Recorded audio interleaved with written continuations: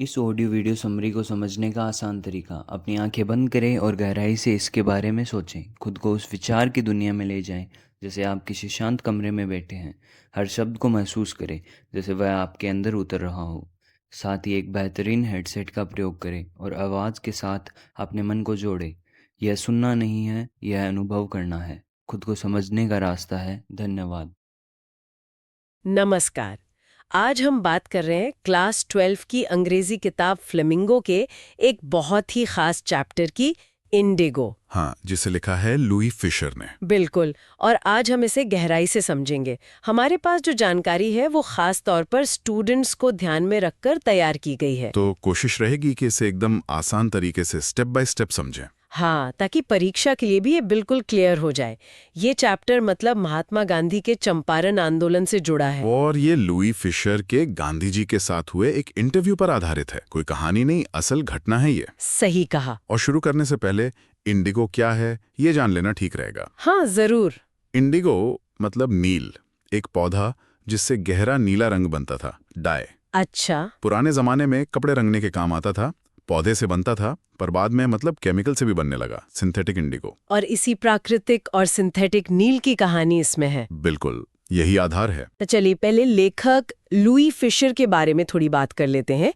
1896 में फिलाडेल्फिया में जन्मे थे। और 1970 में उनका निधन हुआ। जाने माने पत्रकार थे, लेखक थे। उन्होंने ब्रिटिश सेना में भी काम किया था, है ना, स्वयं सेवक के तौर पर। हाँ, 1918 से 20 के बीच फिर जर्नलिज्म में आ गए। न्यूयॉर्क टाइम्स जैसे बड़े अखबारों के लिए लिखा। और ये जानना भी दिलचस्प है कि ये चैप्टर इंडिगो उनकी एक बहुत मशहूर किताब है, the life of Mahatma Gandhi, उसी का एक हिस्सा है बस। बिल्कुल। और उस किताब को टाइम्स एजुकेशनल सप्लीमेंट ने गांधी जी पर लिखी बेस्ट किताबों में से एक माना है। वाओ, तो ये चैप्टर वाकई बहुत महत्वपूर्ण है। हाँ, ये गांधी जी के जीवन की एक, आप कह सकते हैं, निर्णायक घटना को दिखाता है। तो कहानी कहाँ से शुरू होती है? 1942 से? हाँ, 1942 में जब लुई फिशर गांधी जी से मिले थे, उनके सेवाग्राम आश्रम में। अच्छा। वहीं गांधी जी ने उन्हें बताया कि कैसे उन्होंने मतलब अंग्रेजों को भारत छोड़ने के लिए सोचने पर मजबूर किया। और इसकी शुरुआत हुई थी 1917 की चंपारण घटना से। तो गांधी जी उस घटना को याद करते हैं? हाँ, वो याद करते हैं। दिसंबर 1916 का लखनऊ कांग्रेस अधिवेशन काफी बड़ा अधिवेशन था। करीब 2301 प्रतिनिधि थे। और वहीं उनकी मुलाकात हुई राजकुमार शुक्ला से। राजकुमार शुक्ला, चंपारण, बिहार के एक किसान। गरीब, दुबले पतले से, लेकिन इरादे के पक्के लगते। बिल्कुल, वो एक शेयर क्रॉपर थे। शेयर क्रॉपर, इसका मतलब क्या है स्टूडेंट्स के लिए? शेयर क्रॉपर मतलब यूं समझिए बटाईदार किसान, जो किसी और की मतलब जमींदार की जमीन पर खेती करता है और किराए के तौर पर अपनी फसल का एक हिस्सा मालिक को देता है। हाँ, बिल्कुल वही। तो शुक्ला चंपारण से लखनऊ आए थे कांग्रेस नेताओं को वहां के अन्याय के बारे में बताने। अंग्रेज जमींदारों के अन्याय के बारे में? जी। किसी ने उन्हें कहा कि आप गांधी जी से मिलिए। इसमें? हाँ, नेपाल के पास हिमालय की तलहटी में एक जगह। शुक्ला पढ़े लिखे तो नहीं थे, लेकिन बड़े दृढ़ निश्चयी थे। रेजोल्यूट जिसे कहते हैं। बिल्कुल। गांधी जी ने उन्हें बताया कि भाई मेरे तो कई प्रोग्राम है, कानपुर जाना है और भी जगह जाना है। लेकिन शुक्ला वो टस से मस नहीं हुए। वही तो, ये बात गौर करने लायक है। वो हफ्तों तक गांधी जी के पीछे लगे रहे। जहां गांधी जी जाते शुक्ला पहुंच जाते। हाँ, उनके अहमदाबाद आश्रम तक पहुंच गए। सोचिए जरा, एक अनपढ़ किसान की लगन। आखिरकार गांधी जी प्रभावित हुए होंगे। बिल्कुल। उनकी दृढ़ता देखकर गांधी जी मान गए। कहा, ठीक है, मैं कुछ महीने बाद कलकत्ता में रहूंगा, तुम वहां आ जाना और मुझे ले चलना। और शुक्ला ने वैसा ही किया। बिल्कुल। महीनों इंतजार किया। जब गांधी जी कलकत्ता आए, शुक्ला वहां तैयार खड़े थे। फिर दोनों पटना के लिए निकले। हाँ, ट्रेन से पटना बिहार पहुंचे। और पटना में शुक्ला उन्हें राजेंद्र प्रसाद के घर ले गए। जी, जो उस समय बड़े वकील थे और बाद में भारत के पहले राष्ट्रपति बने। लेकिन राजेंद्र प्रसाद तो घर पे थे नहीं। नहीं, वो शहर से बाहर थे। और वहां के नौकरों का बर्ताव वो कुछ अजीब था ना। हाँ, देखिए ना, नौकर शुक्ला को पहचानते थे। एक गरीब किसान जो उनके मालिक को बटाईदारों के मसले पर मतलब परेशान करता रहता था। तो उन्होंने गांधी जी को भी वैसा ही कोई किसान समझ लिया। हाँ, और उनके साथ अच्छा व्यवहार नहीं किया, उन्हें जमीन पर ही रुकने दिया। और वो कूने वाली घटना? वो तो और भी गंभीर थी। गांधी जी को कुएं से पानी तक नहीं निकालने दिया। क्यों? नौकरों को डर था कि कहीं इनके छूने से पानी अपवित्र ना हो जाए। ओह, ये तो उस समय की छुआछूत की समस्या को दिखाता है। बिल्कुल। समाज में कितनी गहराई तक ये फैली हुई थी। गांधी जी को भी अपमान सहना पड़ा, सिर्फ इसलिए कि वो एक गरीब किसान के साथ थे। इसके बाद क्या गांधी जी ने क्या फैसला किया? गांधी जी को लगा कि चंपारण जाने से पहले मामले को और ठीक से समझना चाहिए। शुक्ला ने जो बताया वो ठीक था, पर शायद पूरी जानकारी नहीं थी। तो उन्होंने मुजफ्फरपुर जाने का सोचा। हाँ, जो चंपारण के रास्ते में ही पड़ता था। उन्होंने प्रोफेसर जेबी कृपलानी को टेलीग्राम भेजा। प्रोफेसर कृपलानी से वो पहले मिले थे? हाँ, टैगोर के शांति निकेतन स्कूल में। तो आधी रात को गांधी जी मुजफ्फरपुर पहुंचे। जी, 15 अप्रैल 1917 को। और स्टेशन पर प्रोफेसर कृपलानी छात्रों की बड़ी भीड़ के साथ उनका इंतजार कर रहे थे। गांधी जी रुके कहाँ? वो 2 दिन प्रोफेसर मलकानी के घर रुके, जो एक सरकारी स्कूल में टीचर थे। ये बात मतलब असाधारण क्यों थी? असाधारण इसलिए थी क्योंकि मलकानी एक सरकारी मुलाजिम थे। और गांधी जी? गांधी जी उस वक्त होम रूल यानी स्वशासन की बात कर रहे थे, जो सीधे सीधे ब्रिटिश हुकूमत के खिलाफ था। तो एक सरकारी टीचर का ऐसे आदमी को अपने घर पनाह देना? हाँ, ये बहुत हिम्मत की बात थी। छोटे शहरों में लोग डरते थे, अंग्रेजों के दमन का डर था। लेकिन ये दिखाता है कि गांधी जी का असर फैल रहा था। बिल्कुल। उनके आने की खबर तेजी से फैली। चंपारण से किसान पैदल बैलगाड़ी से मुजफ्फरपुर आने लगे, अपने चैंपियन को देखने। यहीं उनकी मुलाकात कुछ वकीलों से भी हुई। हाँ, मुजफ्फरपुर के वकील। उन्होंने गांधी जी को केस की जानकारी दी। वो पहले भी बटाईदारों के केस लड़ते थे। लेकिन गांधी जी उनसे नाराज हो गए। हाँ, इसलिए कि वो बेचारे गरीब किसानों से मोटी फीस वसूल रहे थे। गांधी जी ने उन्हें डांटा भी। बिल्कुल। उन्होंने कहा कि अदालतों में जाना बंद कर देना चाहिए, ये किसानों के लिए बेकार हैं। उनके लिए असली राहत क्या थी गांधी जी के हिसाब से? डर से मुक्ति, ये बहुत अहम बात है। गांधी जी समझ गए थे कि कानूनी दांव पे इससे ज्यादा जरूरी है किसानों के मन से अंग्रेज जमींदारों का खौफ निकालना। असली राहत डर से मुक्ति है। तो ये डर था किस बात का? वो प्राचीन व्यवस्था क्या थी चंपारण की? देखिए, ज्यादातर जो खेती लायक जमीन थी वो बड़े बड़े एस्टेट्स में बटी थी। मालिक अंग्रेज थे और उन पर काम करने वाले भारतीय किसान बटाईदार। हाँ, और मुख्य फसल थी नील यानी इंडिगो। वो नील अनुबंध क्या था? Indigo contract. वो एक लंबा कॉन्ट्रैक्ट था। अंग्रेज जमींदारों ने किसानों को मजबूर किया था कि वो अपनी जोत के मतलब जमीन के 320वें हिस्से या 15% हिस्से पर नील उगाएं। और पूरी की पूरी फसल किराए के तौर पर जमींदार को दे दे। जी हाँ, ये जबरदस्ती का सौदा था, सालों से चला आ रहा था। फिर समस्या कैसे बढ़ी? समस्या तब बढ़ी जब जमींदारों को पता चला कि जर्मनी ने सिंथेटिक नील बना लिया है। अच्छा, मतलब नकली नील। हाँ, जो सस्ता भी था और शायद बेहतर भी। तो अब उन्हें भारतीय किसानों से नील उगवाने की जरूरत नहीं रही। लेकिन वो अनुबंध से किसानों को ऐसे ही आजाद नहीं करना चाहते थे। बिल्कुल नहीं। उन्होंने चालाकी की। उन्होंने किसानों से कहा कि अगर तुम इस 15% वाली शर्त से छुटकारा चाहते हो तो हमें मुआवजा दो, कॉम्पेंसेशन दो। ये तो अजीब बात है। मतलब अनुबंध खत्म करने के लिए भी किसान ही पैसा दे? वही तो, ये सरासर अन्याय था। तो किसानों ने क्या किया? कुछ किसान डर गए या उन्हें बात समझ नहीं आई तो उन्होंने पैसे दे दिए, दस्तखत कर दिए। और जिन्होंने विरोध किया? उन्होंने वकील कर लिए। उधर जमींदारों ने पैसा उगाने के लिए क्या कहते हैं ठग या गुंडे रख लिए। मामला बहुत बिगड़ गया था। और फिर उन किसानों को भी पता चल गया होगा सिंथेटिक नील के बारे में। हाँ, उन अनपढ़ किसानों तक भी ये बात पहुंच गई जिन्होंने पैसे दे दिए थे। उन्हें लगा कि उनके साथ तो धोखा हुआ है। तो वो अपना पैसा वापस मांगने लगे। बिल्कुल। और ठीक इसी माहौल में गांधी जी चंपारण पहुंचे थे। गांधी जी का तरीका क्या था? उन्होंने आते ही मोर्चा खोल दिया? नहीं, उनका तरीका अलग था। उन्होंने सबसे पहले फैक्ट्स मतलब तथ्यों को इकट्ठा करना शुरू किया। किससे मिले वो पहले? वो ब्रिटिश जमींदार एसोसिएशन के सेक्रेटरी से मिले। लेकिन उसने गांधी जी को बाहरी आदमी कहकर कोई जानकारी देने से साफ मना कर दिया। गांधी जी ने क्या कहा? गांधी जी ने कहा, मैं बाहरी नहीं हूं। फिर वो तिरहुत डिवीजन के ब्रिटिश कमिश्नर से मिले। तिरहुत में ही चंपारण पड़ता था। कमिश्नर ने क्या कहा? कमिश्नर ने तो गांधी जी को धमकाया, कहा कि फौरन तिरहुत छोड़कर चले जाओ। लेकिन गांधी जी कहाँ मानने वाले थे? बिल्कुल नहीं। वो तिरहुत छोड़ने के बजाय मोतिहारी चले गए, जो चंपारण की राजधानी या मुख्यालय था।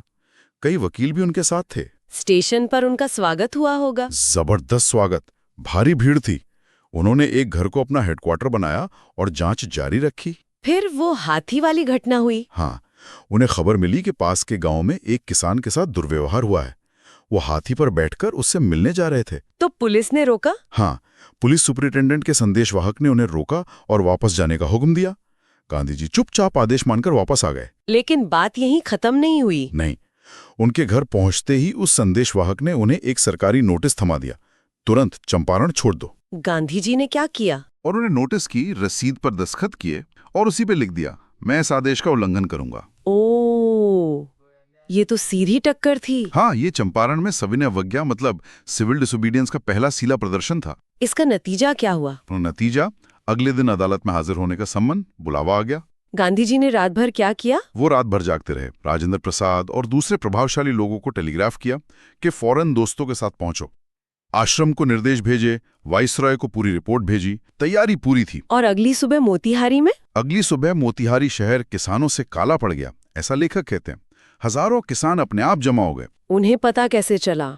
उन्हें बस इतना पता था कि कोई महात्मा है जो उनकी मदद करना चाहता है और वो अधिकारियों के साथ मुश्किल में है। ये बहुत बड़ी बात थी। हाँ, लेखक लिखते हैं, ये अंग्रेजों के डर से उनकी मुक्ति की शुरुआत थी। अधिकारी तो घबरा गए होंगे इतनी भीड़ देखकर। बिल्कुल, वो शक्तिहीन महसूस कर रहे थे। गांधी जी ने भीड़ को काबू करने में उनकी मदद की, विनम्रता से, शांति से। ये भी गांधी जी का तरीका था। हाँ, उन्होंने दिखा दिया कि अंग्रेजों की वो ताकत जिसे अब तक कोई चुनौती नहीं दे सकता था, उसे भारतीय लोग चुनौती दे सकते हैं, शांति से। फिर अदालत में क्या हुआ? अदालत की कार्रवाई शुरू हुई। सरकारी वकील ने जज से कहा कि केस को टाल दिया जाए, स्थगित कर दिया जाए। गांधी जी ने विरोध किया। हाँ, उन्होंने देरी का विरोध किया।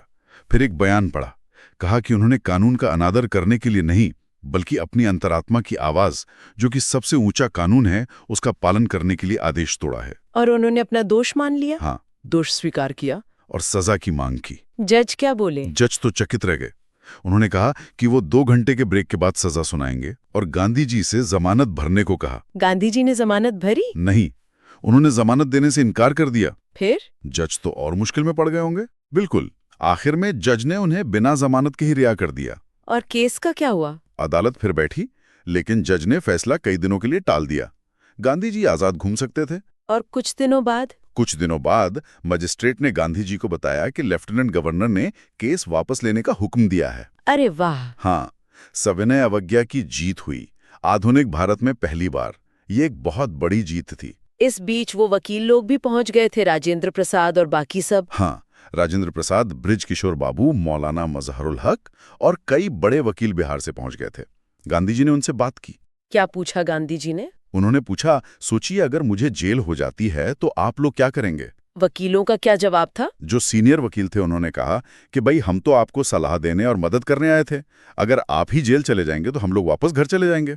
इस पर गांधी जी ने क्या कहा?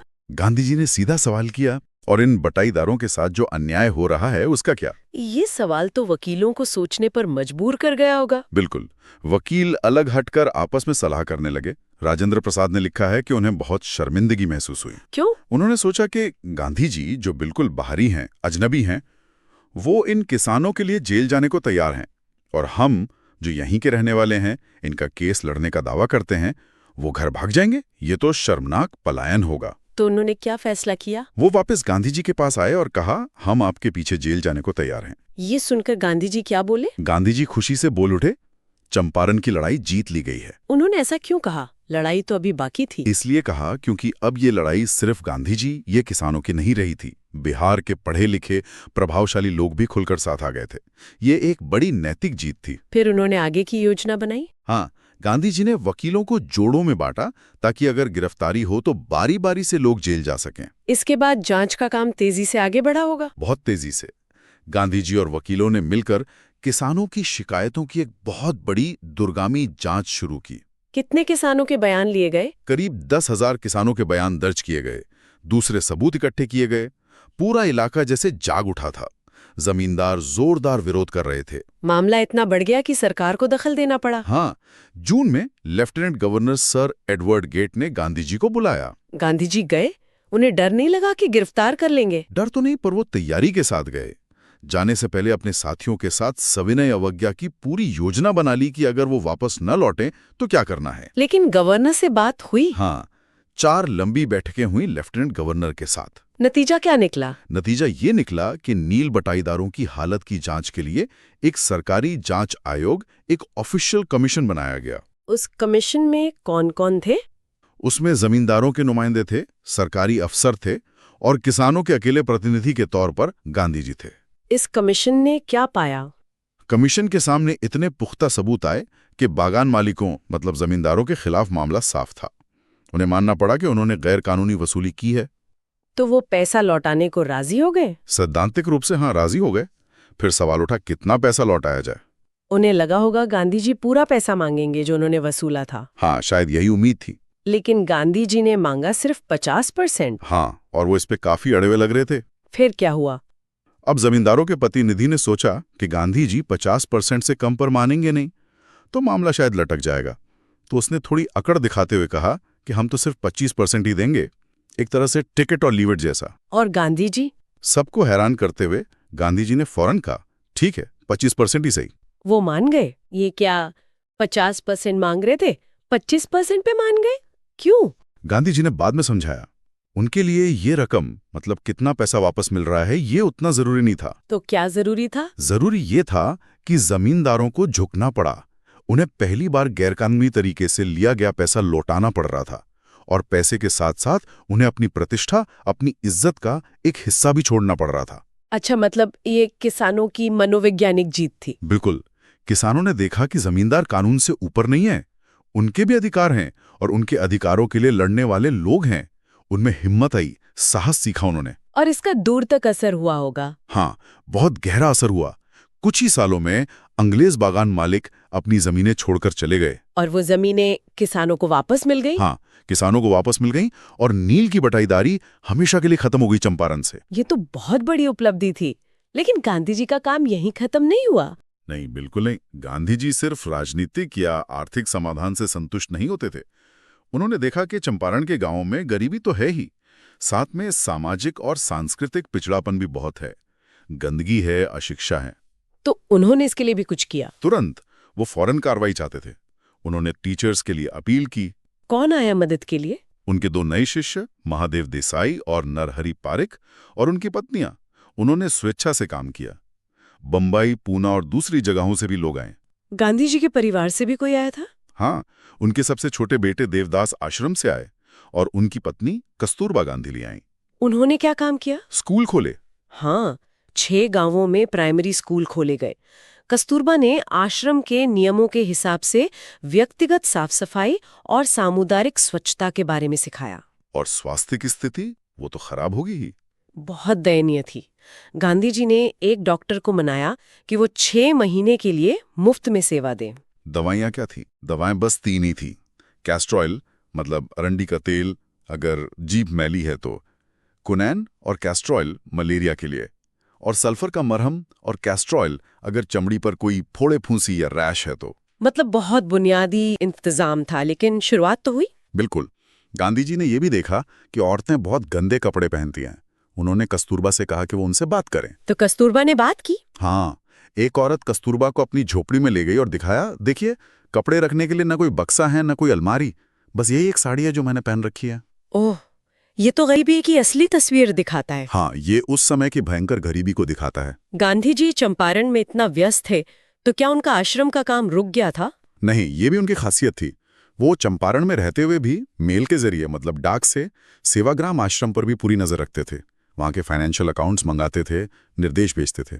जैसे उन्होंने लिखा कि आश्रम में पुरानी टॉयलेट की खाइयों को भर दो और नई खोदो ताकि बदबू ना आए। मतलब छोटी से छोटी बात का ध्यान रखते थे। तो ये चंपारण का पूरा एपिसोड गांधी जी के जीवन में एक टर्निंग पॉइंट था। बिल्कुल। जैसा उन्होंने फिशर को बताया भी, ये कोई बहुत बड़ी लड़ाई के इरादे से शुरू नहीं हुआ था। ये तो बस गरीब किसानों की तकलीफ कम करने की कोशिश थी। लेकिन ये बढ़ते बढ़ते एक बड़ा आंदोलन बन गया। हाँ, और इसने गांधी जी के काम करने का एक पैटर्न तय कर दिया कि राजनीति जो है वो लोगों की रोजमर्रा की व्यावहारिक समस्याओं से जुड़ी होनी चाहिए। उनकी वफादारी किसी बड़े सिद्धांत के लिए नहीं, बल्कि जीते जागते इंसानों के लिए थी। बिल्कुल। और इसी से जोड़ा है वो आत्मनिर्भरता वाला सबक। हाँ, वो चार्ल्स फ्रियर एंड्रयूज वाली घटना, वो कौन थे? चार्ल्स फ्रियर एंड्रयूज एक अंग्रेज थे, शांतिवादी थे और गांधी जी के पक्के अनुयायी बन गए थे। वो चंपारण आए थे? हाँ, वो फिजी जा रहे थे, तो उससे पहले गांधी जी से विदा लेने चंपारण आए थे। तो वकीलों ने क्या सोचा? वकीलों को लगा कि एंड्रयूज अंग्रेज हैं, अगर वो रुककर उनकी तरफ से लड़ाई में मदद करें तो शायद अच्छा असर पड़ेगा। एंड्रयूज तैयार थे? एंड्रयूज तैयार थे अगर गांधी जी कहते तो। लेकिन गांधी जी ने मना कर दिया। जोरदार विरोध किया गांधी जी ने। उन्होंने वकीलों को डांटा, पूछा कि क्या तुम्हें लगता है कि इस गैर बराबर की लड़ाई में हमें एक अंग्रेज का सहारा चाहिए? उन्होंने कहा कि ये दिल की कमजोरी दिखाता है। हाँ, कहा, ये तुम्हारे दिल की कमजोरी दिखाता है। हमारा मकसद नेक है, न्यायपूर्ण है, तो हमें लड़ाई जीतने के लिए खुद पर भरोसा करना चाहिए। सिर्फ इसलिए मिस्टर एंड्रूज का सहारा नहीं लेना चाहिए क्योंकि वो एक अंग्रेज हैं। बिल्कुल। आत्मनिर्भरता, सेल्फ रिलायंस का ये बहुत बड़ा सबक था जो गांधी जी ने वहीं दिया। तो इस पूरे अध्याय से स्टूडेंट्स के लिए मुख्य बातें क्या निकलती हैं? देखिए, कई बातें हैं। पहली, गांधी जी का तरीका, पहले फैक्ट्स ढूंढो, फिर अहिंसा और सविनय अवज्ञा। दूसरी, डर पर काबू पाना कितना जरूरी है, हिम्मत कितनी जरूरी है। तीसरी, आत्मनिर्भरता का महत्व, जैसा अभी हमने देखा। हाँ, और चौथी, ये समझना कि असली आजादी सिर्फ राजनीतिक या आर्थिक नहीं होती, सामाजिक और सांस्कृतिक सुधार भी उतने ही जरूरी हैं। बिल्कुल सही। ये कहानी सिर्फ नील की खेती या पैसों के बारे में नहीं है, ये असल में किसानों को उनके अंदर बसे डर से आजाद करने की कहानी है। और ये दिखाती है कि कैसे एक साधारण सा लेकिन दृढ़ निश्चयी आदमी जैसे राजकुमार शुक्ला एक बड़े बदलाव की चिंगारी बन सकता है। और कैसे एक नेता जैसे गांधी जी आम लोगों को सशक्त बना सकता है, उन्हें उनकी ताकत का एहसास दिला सकता है। चंपारण सत्याग्रह ने वाकई भारत की आजादी की लड़ाई को एक नई दिशा दी थी। तो अंत में सुनने वालों के लिए एक सवाल छोड़ जाते हैं। गांधी जी ने दिखाया कि असली आजादी डर से आजादी है। हाँ, अगर हम आज के अपने समाज को देखें तो ऐसे कौन से डर हैं जिनसे हमें व्यक्तिगत तौर पर भी और सामूहिक तौर पर भी आजाद होने की जरूरत है? ये एक सोचने वाली बात है। इस पर विचार करना शायद चंपारण के सबक को आज भी उतना ही प्रासंगिक बना देता है।